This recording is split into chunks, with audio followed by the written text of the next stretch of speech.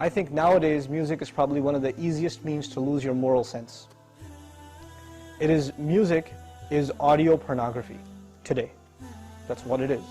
It's explicit, it's shameless, it's vulgar, it takes your sense of humanity away from you, it makes you look at women as objects, worse than animals. Just as, and these people are talking about women like they're talking about, an animal, really.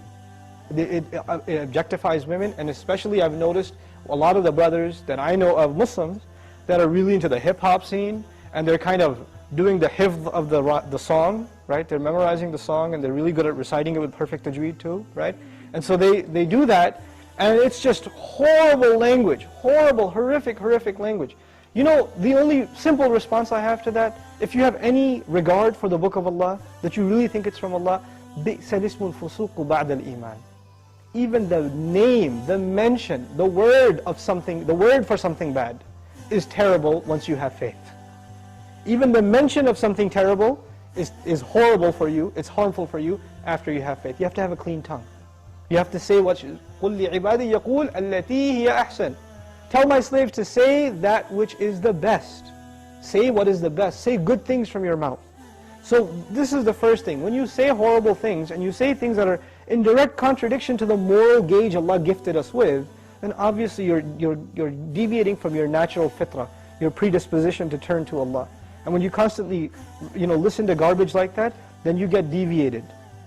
And you don't find pleasure except in disobedience to Allah, and that's a sign of a sick heart.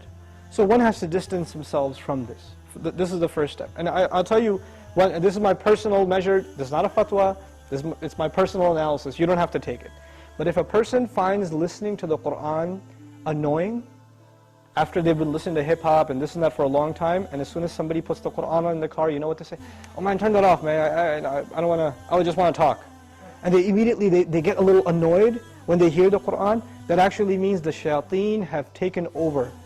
And they're constantly making waswas out of this person. Because what do the shayateen hate the most? Yes, they hate the Qur'an. They hate the word of Allah. They flee, it hurts them. So you know what they do? Because this person has let the shayateen, the devils, into his heart, they start pinching at his heart when he hears Qur'an, and he says, I don't want to hear this. Right? It's like surgery, it's like pulling a tooth for this person. This happens. When you try to give this person a reminder from Allah's word, they get annoyed by it, like agitated, like an allergic reaction. Why? Because they've let the shayateen in. To let them out, the first thing you got to do is stop supplying them with fuel. This is fuel. This useless wasting of time, this is fuel for shaitan. They love that you waste your time. They love it. Because the one asset, the one piece of wealth Allah gave every human being is time.